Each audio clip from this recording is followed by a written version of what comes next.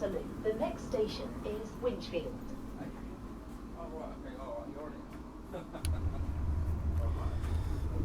I'm currently on the 11:31 train that is heading to London Waterloo from my hometown of Hook. As I look outside, I can see these rolling fields, the distant twinkle of cars on the M3, and above me is nicer than forecast day so far. A little bit hot, having had to jog here. I can never quite get my timings right, but there we go. Travelling by train is still one of the most difficult things to do in this country, thanks to a huge amount of underfunding and poor planning and privatisation. But I still really like to travel by train where I can. And brings me to this week's poem. It's the Whitsun Weddings. Now, I want to also just acknowledge the fact that it is not Whitsun weekend, and as far as I can see, nobody on this train is getting hitched. But, you know, work with me here. The next station is Winchfield. That's going to get annoying. That Whitsun, I was late getting away. Not till about 1:20 on the sunlit Saturday did my 3/4 empty train pull out. All windows down, all cushions hot. All sense of being in a hurry gone. We ran behind the backs of houses, crossed a street of blinding windscreens, smelt the fish stock. Thence the river's level drifting breadth began, where Skye and Lincolnshire and water meet. All afternoon, through the tall heat that slept for miles inland, a slow and stopping curve southwards we kept. Wide farms went by, short-shadowed cattle, and canals with floatings of industrial froth. A hothouse flashed uniquely. Hedges dipped and rose, and now and then a smell of grass displaced the reek of buttoned carriage cloth, until the next town, new and nondescript, approached with acres of dismantled cars. At first I didn't notice what a noise the weddings made. Each station that we stopped at, sun destroys the interest of what's happening in the shade, and down the long cool platforms, whoops and skulls I took for porters, larking with the males, and went on reading. Once we started, though, we passed them, grinning and pomaded, girls in parodies of fashion, heels and veils all posed irresolutely, watching us go, as if out on the end of an event, waving goodbye to something that survived it. Struck, I leant more promptly out next time, more curiously, and saw it all again in different terms. The fathers, with broad belts under their suits and seamy foreheads, mothers loud and fat, an uncle shouting smut, and then the perms, the nylon gloves, and jewellery substitutes, the lemons, mauves and olive ochres that marked off the girls unreally from the rest. Yes, from cafes and banquet halls up yards, and bunting-dressed coach party annexes, the wedding days were coming to an end. All down the line, fresh couples climbed aboard, the rest stood round, the last confetti and advice were thrown, and as we moved, each face seemed to define just what it saw departing. Children frowned at something dull. Fathers had never known success so huge and wholly farcical. The women shared the secret, like a happy funeral. While girls, gripping their handbags tighter, stared at a religious wounding, free at last and loaded with the sum of all they saw. We hurried towards London, shuffling gouts of steam.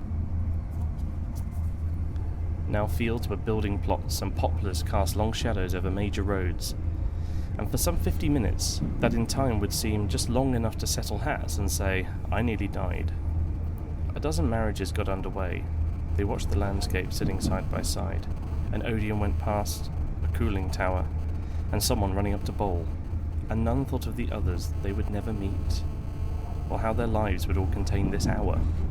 I thought of London, spread out in the sun, its postal districts packed like squares of wheat. There we were aimed, and as we raced across bright knots of rail, past standing Pullmans, walls of blackened moss came close and it was nearly done.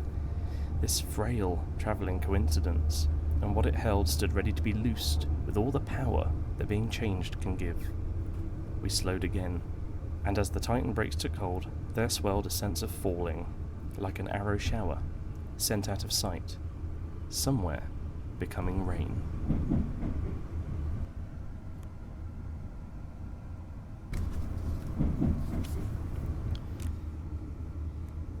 We're just passing Fleet Pond, which is always quite a beautiful sight on the way in. I must say, as much as this is a poem about weddings and marriage and all those things, it's also on its very literal journey into London, which I really have always related to.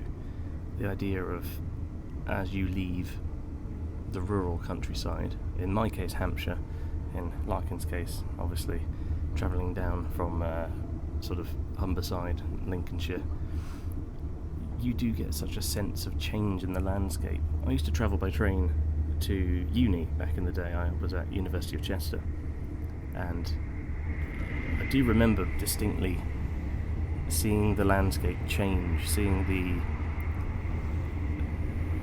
the colours of the stone change on buildings, and obviously for me, my journey up to Chester would take me as far as somewhere like Crewe, and then I had to depart and get on a tiny little train that was heading towards North Wales, which was always a bit more like the train in here. There were hot cushions, and the windows always seemed to be open, even in winter.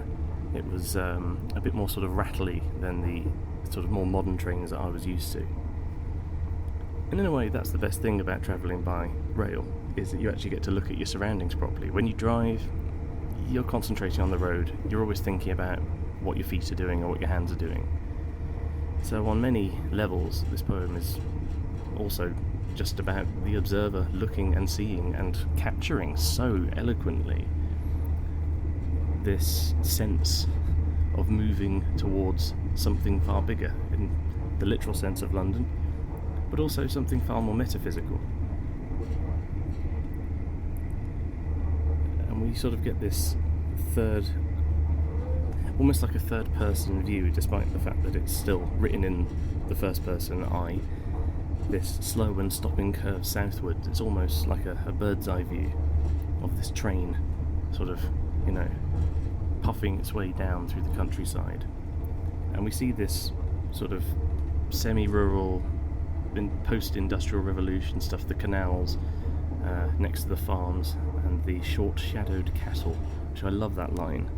You get a sense of how high the sun is, and this smell of grass and the juxtaposition with the reek of buttoned carriage cloth. The next station is Farnborough. And then we get to the actual weddings themselves, which obviously, for the historical context, it used to be cheaper to get married on Whitsun weekend. I believe that was the appeal. We do get this it's easy to start ragging on Larkin for his quite classist, snobby observations of people's fashion and the way that people talk, but I feel like it gets misrepresented. The uncle shouting smut. I mean, who hasn't had that happen at a wedding? I mean, I think in the future I might well be that uncle. Who knows?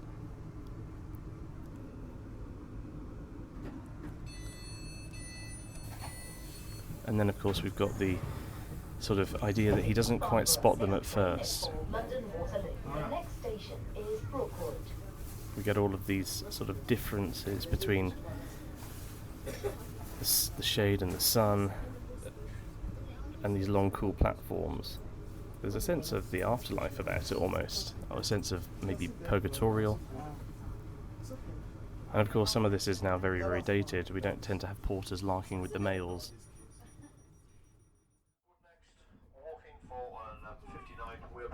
Thames, Servant 12:16, Clapham Junction and London Waterloo for 12:36. Right, Brookwood next. I'm coming through doing a ticket check if you need any assistance. Thank you.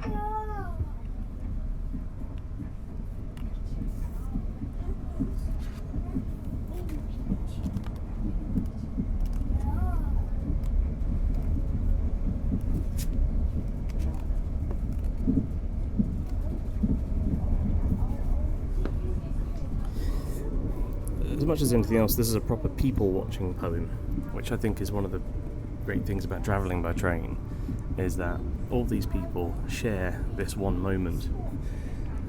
It's a communal form of transport, and in this day and age where, of course, everybody's got their earphones in, or looking at their phone, it's quite strange actually. I've had to move carriages purely because I was starting to get some funny looks. It's weird how you can be on your phone chatting away to whoever as loud as you like, but if you're talking to yourself, people start to get a little bit alarmed.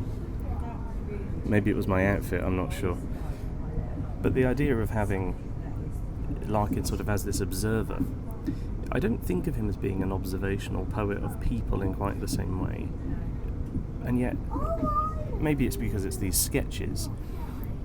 We've got this sort of stereotypical working class group of people on the platforms, and at first he seems to be, as we could argue, a little bit snobbish, and yet he sees them as something far sort of bigger than that, and more sort of symbolic. And as the train moves on, we get these this idea of the wedding days coming to an end, and the sense that all these people, all at roughly the same time, are having a moment, having their last confetti and advice thrown. And considering Larkin's personal life, and a non-married man all of his life, no family, or no family of his own, that sense of looking upon it, is there jealousy? Is it relief? We're not really sure. But he says each face seemed to define just what it saw departing. Children frowned at something dull. Fathers had never known success so huge and wholly farcical. The women shared the secret like a happy funeral. I just love that line. A happy funeral. It's the most base level of oxymoron, and yet it works perfectly. There is a sense of finality.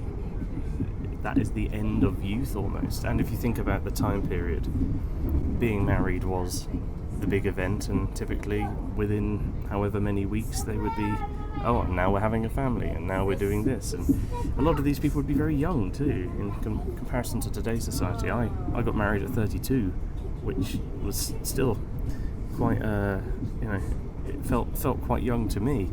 And yet, obviously, it used to be quite normal to be married off by the time you're maybe 19, 20 years old. And that was it. The rest of your life is ahead of you. So I do think that there is a sense of understanding here, and maybe it is relief on his part that he's not part of it, but he does like to observe. And again, this looking out of the window as the countryside falls away and London begins to sort of loom. The Odeon, the cooling tower, and someone running up to bowl. Just such a great capture of a moment there. That sort of person in motion, obviously being a cricket fan, the idea of, seeing a village game going and not quite knowing what's going to happen next. Will he bowl a wide? Will he take a wicket? Will he get smashed for six? But we don't get to see. And it's sort of symbolic of that whole idea of this travelling coincidence. That sense of people all travelling together.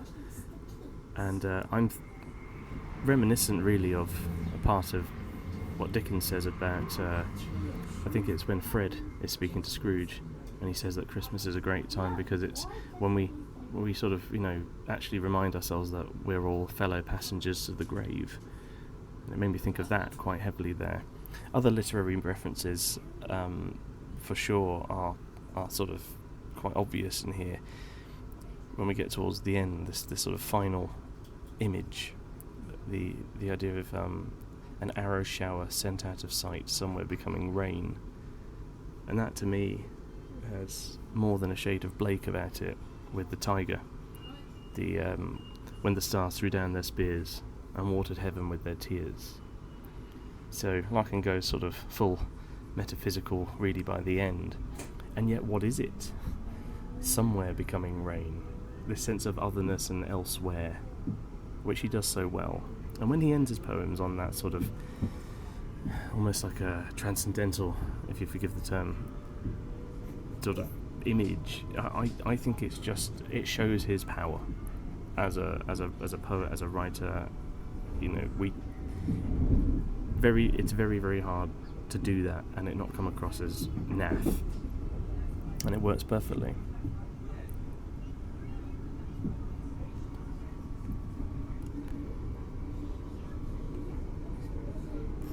And I'm looking out the window now. We're just passing Brookwood, the large cemetery, military cemetery, and I feel like I'm being haunted by those graves from my church-going episode. I wanted to address a couple of bits of feedback I've had about this podcast, which has been very, very well received, and thank you if you've been listening and you've got in touch. I deliberately kept my social media out of it because, frankly, I don't need that sort of wasp's nest in my life. Plus, I don't really have time. But I've heard via the BLS a few lovely bits of feedback, and thank you if you've been listening and enjoying. And I've had a few suggestions as well. One was for doing talking in bed, and much as I'd love to lie there with my darling wife reading poetry, I do believe it would lead to me becoming divorced pretty rapidly, and then I'd probably have to enter a Mr. Bleany-esque flat on my own. So maybe not that one. I also thought about doing This Be the Verse when my daughter starts nursery soon. Maybe standing there, giving it some real beans, shouting, "They queue up your mum and dad." Again, I'm not really sure it would quite hold up in court. But yeah, thank you for listening to all of these. I've really enjoyed making them, and I'm going to keep going with a few of my favourites. If you do have a suggestion, please do get in touch with the PLS, either on Twitter or on their Instagram, and somebody there will get to me eventually. And thank you, and hopefully I'll arrive in London before too long. But I wish you a pleasant onward journey, and have a lovely, lovely weekend.